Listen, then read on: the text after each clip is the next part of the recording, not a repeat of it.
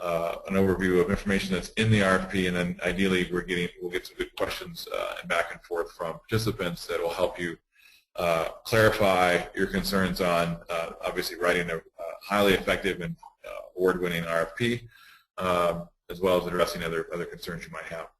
So we're going to give exactly 30 seconds, and we'll start us off while we wait for people to drift in.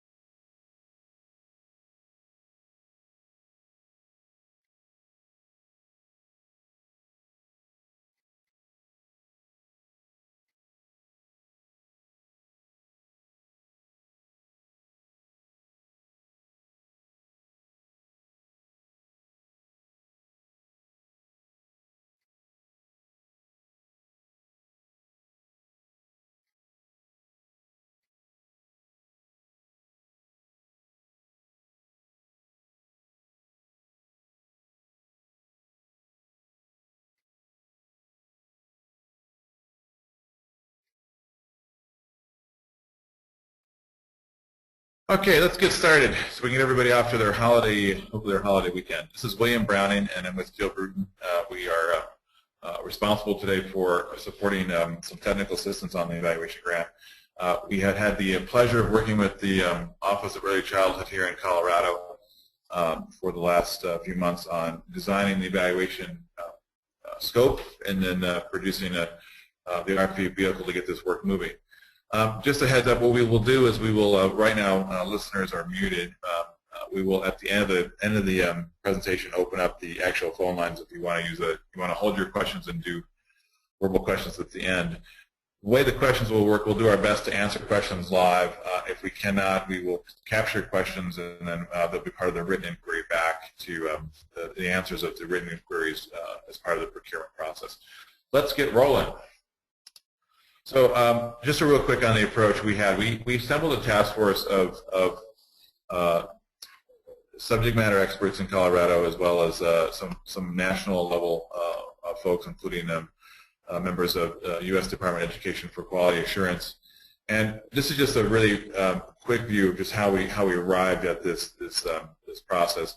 Over the last 4 months, 5 months, we really were looking at, as most of you know, we're really trying to get to the right research questions.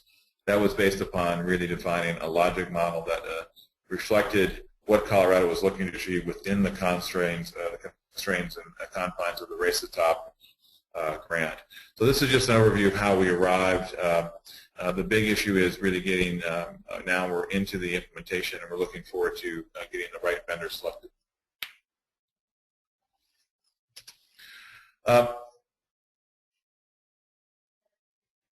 Looking at the scope of the EC change, so many of you I know from looking at the attendee list, we have people who are pretty clearly in tune with early childhood work, whether in Colorado or other states. And we really looked at the system of change, looking at how do we actually make the right level of actionable system change within the early childhood community.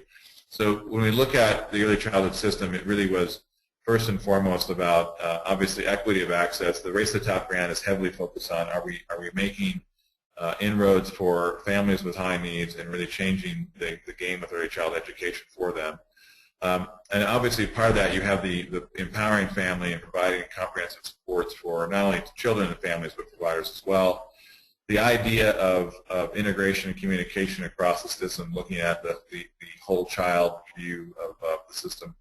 Obviously, a very clear view on quality, looking at how are we instilling quality with the TKRS rating system improvement system, TKRS tiered quality rating improvement system in Colorado, and then obviously looking at things like obviously data-driven decision making, which is obviously a key point of evaluation, as well as ensuring appropriate compensation for high quality. I mean, not just compensation for workforce, but is it actually being funded at appropriate levels?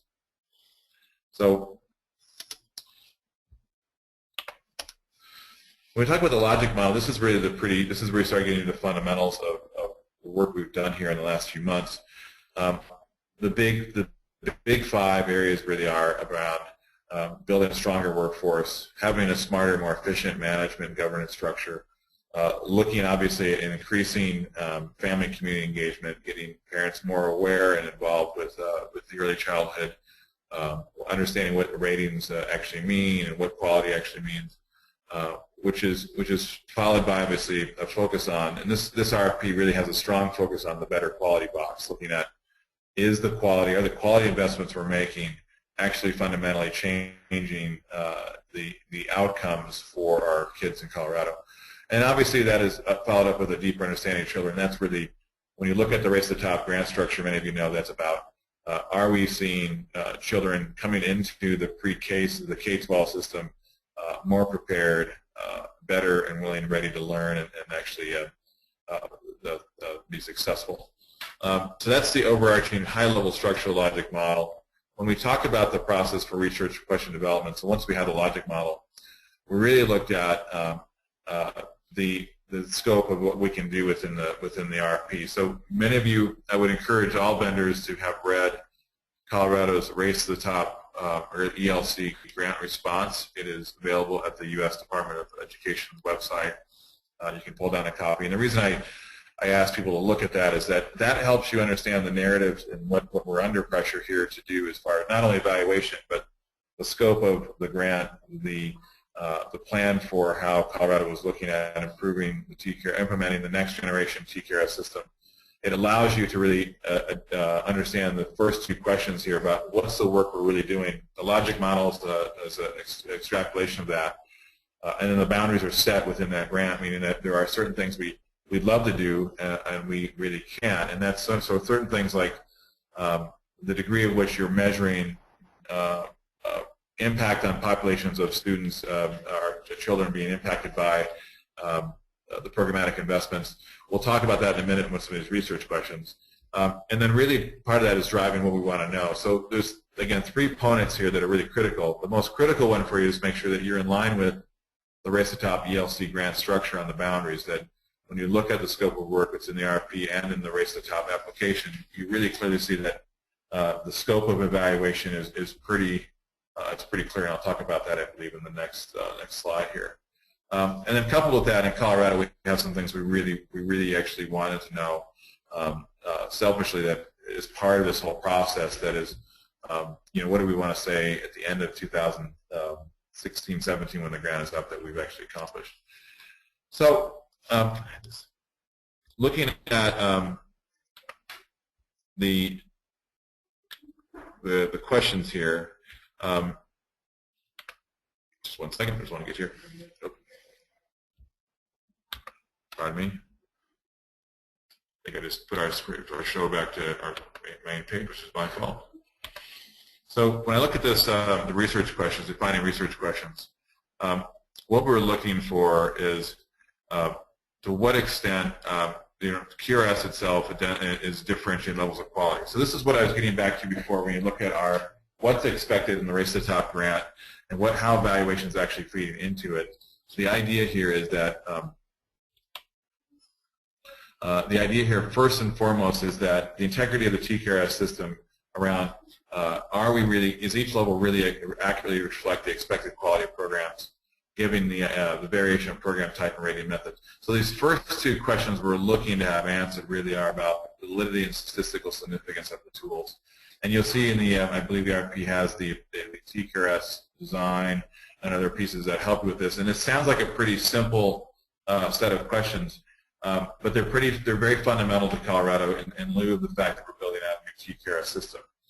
The second phase really is about identifying dosage and intensity for the quality improvement initiatives that really are looking at how does QI, what's actually successful in terms of this spectrum of activities that we could be doing that actually are leading to increased participation. So what is actually motivating better participation from a provider to participate in the QRS program, And then as part of that, relevant to not just the participation in TQRS, but where is there, we're also interested in understanding what's prohibiting someone from actually progressing through the tiers of QRS. So what's preventing someone who might come in at a second, tier 2, wanting to move up to a 3 or a 4.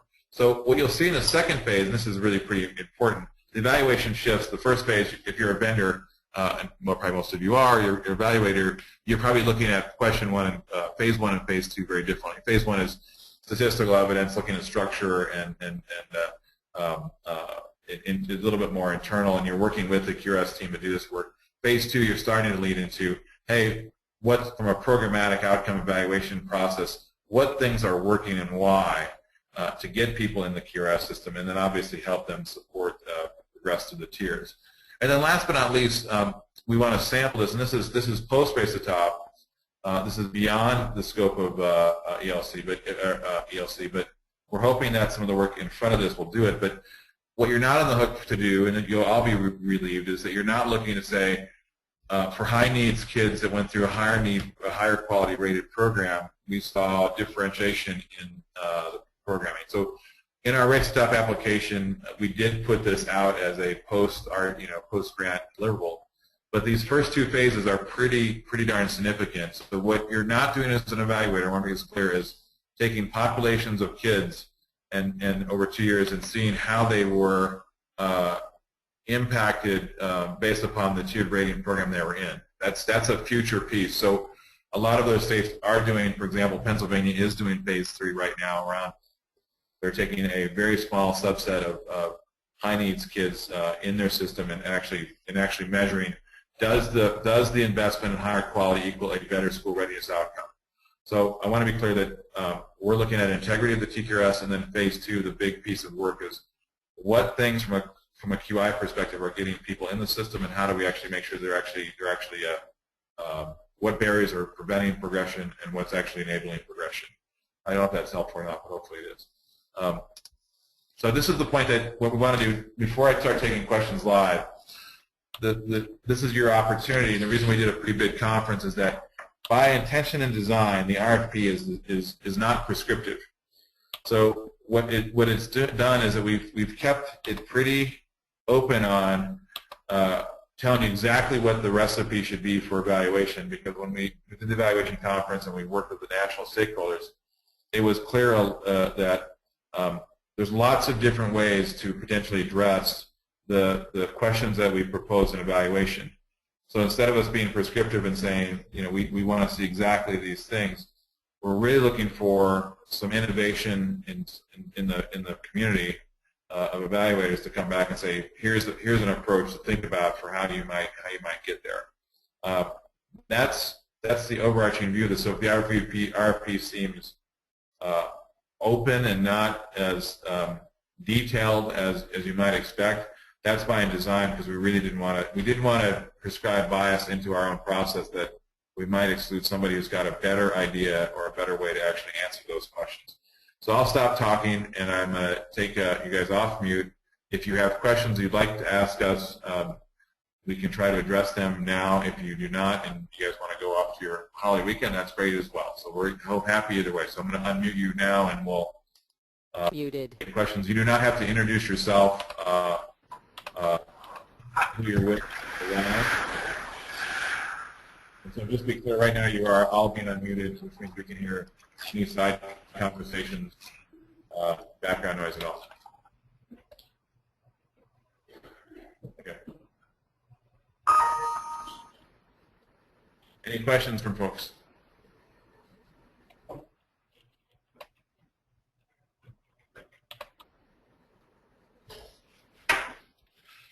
So I do have a question online. Let me ask this. I've got a couple questions here. Let me take these off and repeat them. So one, will the state limit the allowable indirect rate? So this is a question around from a vendor who's saying, is the indirect rate something that will be allowable? This question I'm gonna ask will be, I know we've got this one in writing, so the sender who put this in, we're gonna respond back to this one in writing because it's a little bit more technical than questions we had in the past. The next question is, what data are available on QI activities in order to address the phase 2 questions? At what level, program, classroom, staff level, are these data coded? Will the evaluator be given access to this data? So I can answer the back-end question that as an evaluator, the data on any quality QI program initiative, so forth, yes, you absolutely will be given access to the data you need. I would argue that you need to actually be able to define what you think the data is you want to have to be able to answer the question. So I'm going to flip it on you and say, we would hope that you would come in knowing what you know about early childhood and what may have worked in getting people to either participate or progress in a TKRS environment. We're expecting the vendor to be able to come in and say, we think these questions or this data is necessary to address that question. Question 3, will the evaluator be given access to the state's data on QRS rating under both the old and new systems? And do those data include the items of all score or domain level? So this one again, I'm going to ask the state to. We'll put it back in writing, and we'll say this lightly that again, we're expecting the evaluator to work in partnership with both the state and the contractor for QRS. So the idea here is that yes, you should be giving complete access to the systematic. Otherwise, we can't give you an objective. We can't get a full evaluation completed. And the last question here, again, we will have these questions answered directly in the written inquiry subset. Is May 1st, 15 a realistic deadline for phase 1 questions given that Colorado Shines is not yet awarding? So this is a question I don't have an answer for today. My advice on all vendors is to comply to the RFP timelines as if they're the real thing. What will happen in these processes is that if for whatever reason RFPs are behind schedule, delayed, the contract process, the state can reset timelines with an RFP through contract negotiation, which I know has happened in the past. Last question, how many programs are enrolled in the Colorado Shines by type programs and tier, child care homes, community-based center, and Head Starts? We will have that information. We'll answer this question in writing from when we publish the inquiries. So, yeah. Other questions from folks online? And this, by the way, this recording is going to be, we are recording this session, and we'll have it recorded for people who weren't there, and they can also listen to my wonderful voice again if they need to, right, if they missed something when I was explaining it. Other questions?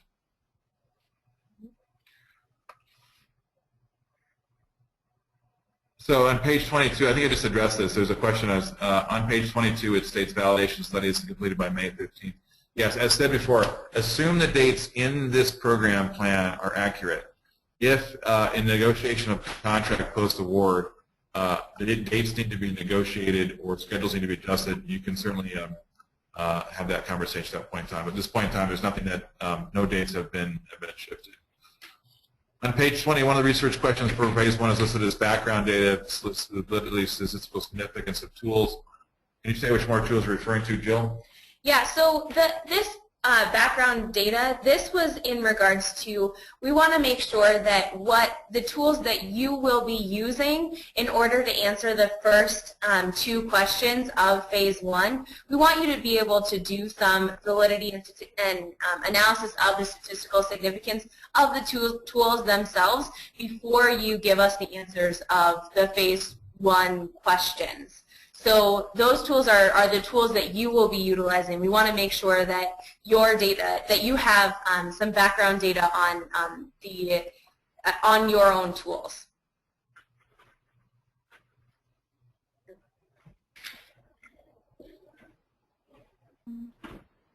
Can you say more about, the next question is, can you say more about requirement 3.6 collaborative partnerships?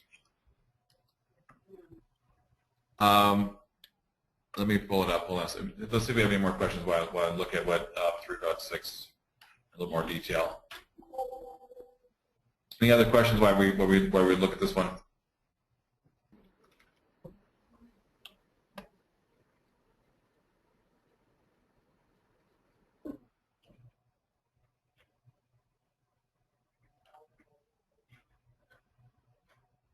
And I'm scanning just to check real quick on 3.6. Any other questions? Don't be shy. This is your last chance before you submit the all-terrifying bid and get judged. And by the way, Rebound Solutions will not be in any way at all involved in evaluating scores or judging your bid.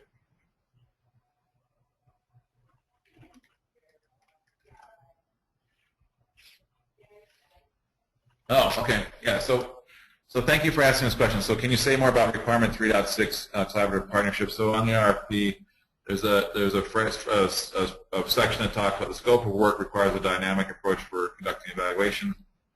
While the first phase is on the validity rating, the second phase is on the effectiveness of the program. So let's be clear. When we talk about this, the state is very open for partners to come together. So if you're an organization that really has deep TKRS rating, infrastructure, validity expertise, when you don't really have a lot of expertise in QI initiatives, we would strongly encourage you to look and partner with each other. So this is about partnerships in terms of bringing, I guess, the best core competency across multiple vendors to really deliver the best result for the state. So don't be the subcontractor partnership piece is open for and encouraged, because they are very different sets of skills and capabilities for the research questions. And we really are looking for collaboration between the evaluator and the ratings administrator. So we wanted to call out the importance of those collaborative partnerships in terms of the evaluator's relationship with the state and with the ratings administrator, because there will be a lot of, especially in the beginning, there will be a lot of coordination of information. And then in terms of the method of rating and program type question, what we can say more about the method of rating, that we really are talking about the alternative pathways. So we're talking about the ratings administrator's pathway versus the alternative pathways. What we really want to know is we want to know variation by program type, but also if an organization comes in through an alternative pathway.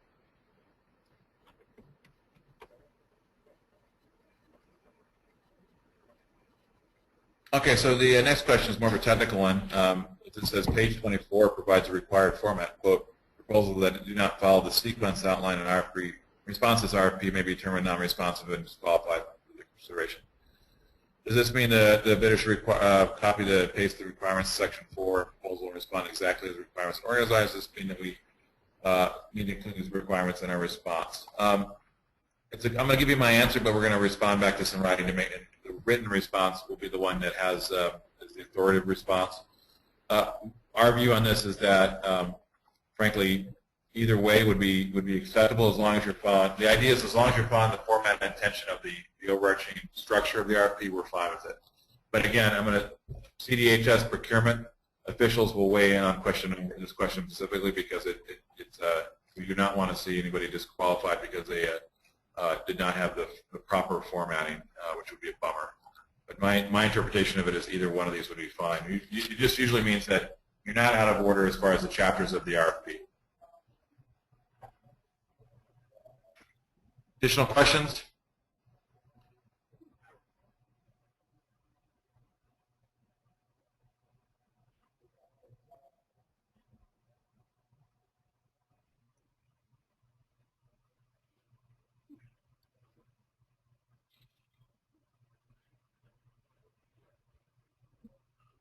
Good. I'm going to give you 5 seconds, and then as I close out, one, we appreciate everybody taking time to be on the call, the webinar this afternoon. Hopefully it's been helpful as far as giving you a little bit more insight into what's expected for the RFP. We wish you luck in responding. What we'll do is the recorded webinar file should be on the bid site as an amendment, as well as I believe the questions are being addressed from CDHS procurement in the next, I believe, next week, and that'll be those questions will take the answers to those questions will be the authoritative answer to anything we might have said today. But I believe that that'll give you enough guidance to write a award-winning response. We're excited you guys are all in to put a bid together. Colorado needs good creative thinking, and we look forward to seeing who's going to be at the table with us the next year, moving the program forward. I'll open up. Final thoughts. 5, 4, 3, 2, 1. All right. Happy holidays, everybody, and we appreciate you joining us. Thank you.